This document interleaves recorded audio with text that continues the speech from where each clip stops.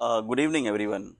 Today, I'll be discussing my experience as a guide to lot many students who are preparing CLAT exams, and particularly the one who are appearing this time, CLAT 2027.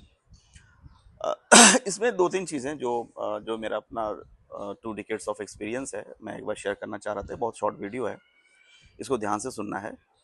देखो, इसमें prepare करना जो CLAT का paper है, सबसे पहले तो ये हमें समझ में आना चाहिए कि क्लैट में क्या-क्या, किस-किस तरह से क्वेश्चंस आते हैं।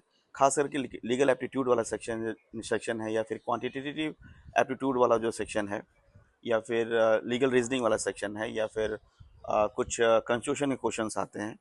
तो इसका बेस्ट तरीका ये होता है कि पिछले 6-7 साल का जो क्वेश्चन पेपर है, उसका प्रिंट आउट ले लीजिए, ठीक है? पीडीएफ नहीं, उसका प्रिंट आउट ले लीजिए और उसको 2-3-4 बार उसको ठीक से एनालिसिस कीजिए, उसको प्रॉपर तरीके से पढ़िए। आपको आइडिया लग जाएगा कि भाई जो पेपर है उसका उसका किस तरह का पेपर आएगा, क्या उसका आउटलाइन क्या होगा पेपर का। और सबसे इम्पोर्टेंट चीज़ ये है कि बजाय के अपना समय बाहर के सब स्टैंडर्ड जो सैम्पल पेपर्स हैं, मार्केट में अवेलेबल हैं, कुछ तो अच्छे हैं, इसमें कोई कोई डाउट नहीं है। ऑनलाइन में भी कुछ अच्छे अवेलेबल हैं। उनको छोड़ के 70-80% तो बेकार हैं, सब स्टैंडर्ड हैं, उनको करके कोई फ़ायदा होने वाला नहीं है ना? तो मेरा एडवाइस ये है कि आप जो पिछले 7 साल के जो क्वेश्चंस हैं, उनको प्रैक्टिस कीजिए, है ना? कुछ बेसिक किताब हैं, उनको पढ़ लीजिए। जैसे कॉन्स्टिट्यूशन के लिए मैं ये नहीं बोलूँगा कि बहुत एक्सटेंसिव आपको पढ़ने की आवश्यकता है।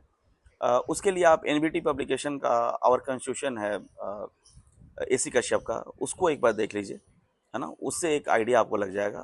आवर पार्लियामेंट है, उसी तरीके से कॉन्स्टिट्यूशन एट वर्क है, और ख़ास करके फंडामेंटल राइट्स वाला सेक्शन है, डायरेक्टिव प्रिंसिपल स्टेट पॉलिसी वाला सेक्शन है। फंडामेंटल राइट्स में आर्टिकल 12, 13, 14, 16, फिर 25, 25, 24, और ख़ास करके आर्टिकल 21 बहुत रिलेवेंट है।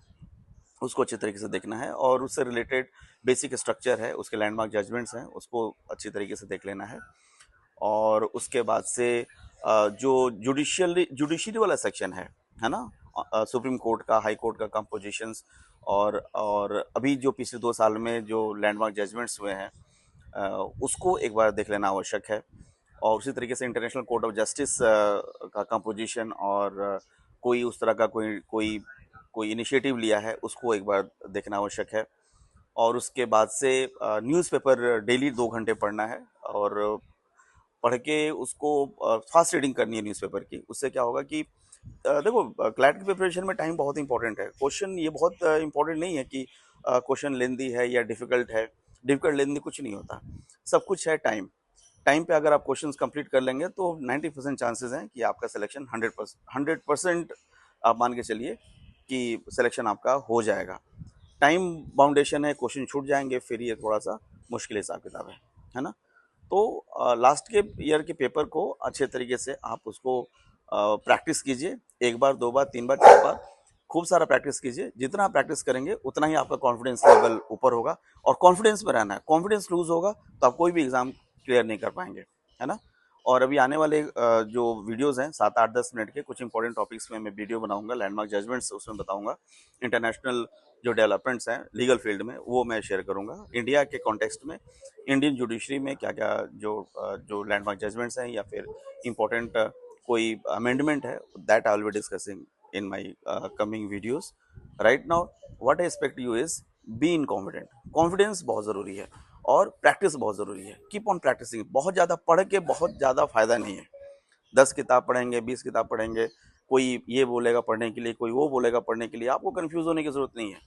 मेरा अपना अपना एक्सपीरियंस ये कहता है कि आपके पास जो क्वेश्चंस हैं, जो क्लैट के क्वेश्चन पेपर हैं, उसको आप 2 बार, 3 बार, 4 बार उसको अच्छे तरीके से प्रैक्टिस कीजिए, ठीक है? उसका सोल्यूशन भी वेबसाइट पे अवेलेबल है।